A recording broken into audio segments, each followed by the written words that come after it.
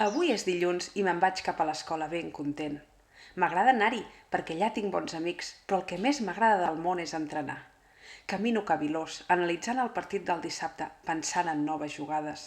Quan arribo a la classe veig en Pau i en Sebastià, els meus millors amics. Parlem una mica, però de seguida hem d'anar a seure i escoltar allò que ens diu el professor. Toca geografia i estic motivat. Sí, vull saber on estan tots els països perquè quan sigui gran viatjaré per tot el món.